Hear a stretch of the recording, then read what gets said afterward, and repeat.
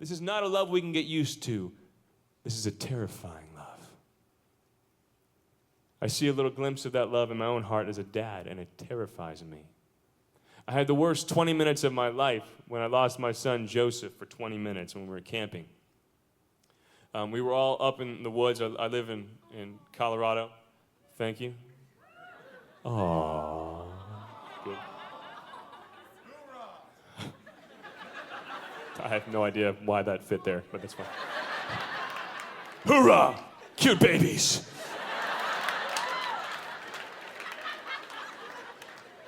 I had the worst 20 minutes of my life. We were camping, and some other family was in the woods. He ran off after them, realized it wasn't us, sat down, wouldn't move, wouldn't respond to our voices. Now, one of the things that makes kids really cute is that they're really stupid, but that's fine. And really terrifying, right? So he's sitting there, and we're just screaming his voice. He's not responding. 20 minutes, 15 minutes go by. Our whole family's crying. And I ran out to the front of where we were camping. There were some ponds there, and I thought, I have no idea. He disappeared like that, you know? So I have no idea where the heck he is. You know, sign language, snapping, it's the same thing as spoken language. Watch this. Watch, ready? That was awesome. I'm sorry. I'm so ADD, I completely ruined the mood of my story. Come back.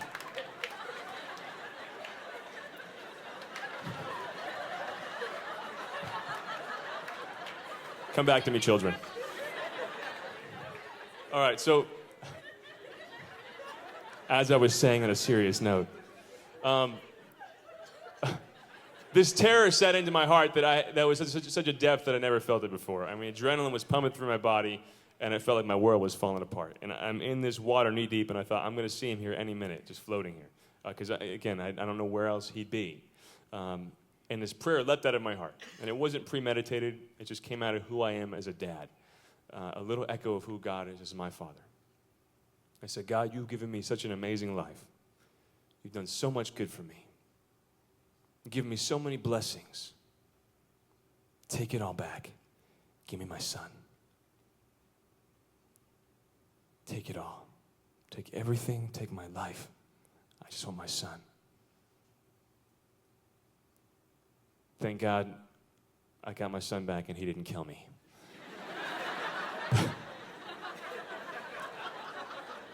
But it gave me a little glimpse in that moment of his love for me and for all humanity. Then when we wander into the forest of sin, he's not looking down at us. He's not looking down at you thinking, I knew you'd do that. You know what he's saying? He's saying, take it all, take my life, take everything. Let me become your food in the Eucharist. I just want my son. I just want my daughter. Come home. And this isn't some love we can just brush aside like it's no big deal. This is terrifying. And this isn't some distant story we could put on a shelf. This terrifying love of the maker of this universe is happening here and now, in our lives here and now. And I get to see it happening in people's lives in ministry all the time. This mom told me recently, she said, I raised my daughter with the faith. Spent tens of thousands sending her to Catholic school. She called me from her college and said, I don't believe in God anymore, I'm done. Starts living completely separated from God. Broke her mom's heart, but her mom keeps praying and praying, God, please break back into her life here and now. Her daughter starts doing drugs, totally living apart from God. Well, one night she's on the beach stoned in Kauai, this beautiful beach. It's like 2 a.m. Right then and there, God breaks back into her life. She wasn't on a conference or anything. She looks at the beauty around her and gets an overwhelming urge to say thank you, because she realizes this can't account for itself. Her faith in God returns right there.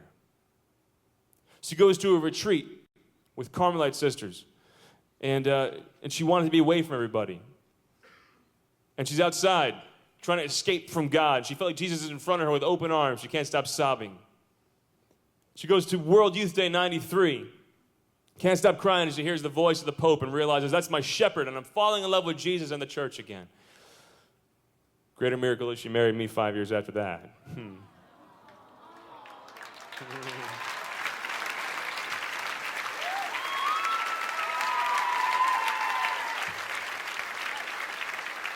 This terrifying love isn't a story from the past. It's our story. It's our life. It's here and now. You ever meet those people who have no comfort zones and you want to say, can you get out of my face a little bit? Bring that slide back up, please. So can you get out of my face a little bit? And they say, I want to get inside your face, okay?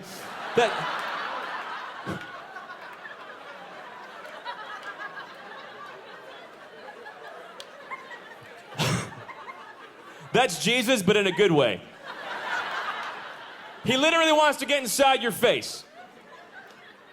He wants to get into every single aspect of your life. This is a love that's too profound to leave an arm's distance. This is a love that's too profound to walk by like it's no big deal. When I offered my wife an engagement ring and was offering my life to her, an appropriate response wouldn't have been, whatever. It's too big, just this love is too big to say whatever. It's too shocking, it's too terrifying, this love of God, to treat it like it's no big deal. It's too amazing, it's too all-encompassing to just walk away from. To say, hey, you know what, God, you're cool in this part of my life, but not this part of my life, right? No, if someone gives you their whole life, their whole heart, they want your whole self back and nothing less. Nothing less. Yeah, but you know what, you wouldn't want to come to the area of sin in my life. He wants that too. In confession tonight, amen? Or, you know what, God, this part of me feels too messed up for you. You wouldn't like it in there. By the way, your head is like a bad neighborhood. Don't go in there alone, okay? Bring people with you who love you if you feel messed up. Talk to people. Stop doing that. Stop isolating yourself. He wants that part of you too. The future that you're afraid of. He wants everything. The past you're hurting from, everything. The hopes, the dreams, the gifts, the talents, all of it. He wants it all. This is a love that's not just asking for a part of us, but our whole self. And you know what? It's not just asking for us to learn cool facts about him. No. This is a whole way of life that we got to jump into. Check it out. Let's say I memorized every Wikipedia fact there was to know about the ocean. And I could tell you that the ocean is a major body of saline water and principal component of the hydrosphere. 71% of the Earth's surface is covered by ocean, a continuous body of water divided into several principal oceans and smaller seas. More than half of this area is 3,000 meters deep. Average oceanic salinity is 35 parts per thousand. Nearly all saltwater has a sea... Okay, I'll stop right there.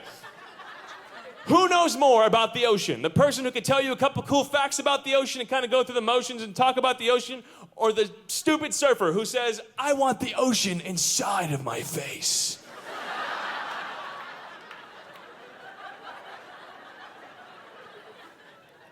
We really know God if we jump into this ocean. That's the person who knows God. And doing this isn't just something we do on the side. It doesn't just make us people who have religious habits. It makes us human. It makes us fully alive. See, to answer the call to holiness is to answer the call of the depths of our souls. It's answering that call that makes us fully alive. See, being holy doesn't make you weird. You're going to meet weird holy people, but they were weird before they were holy.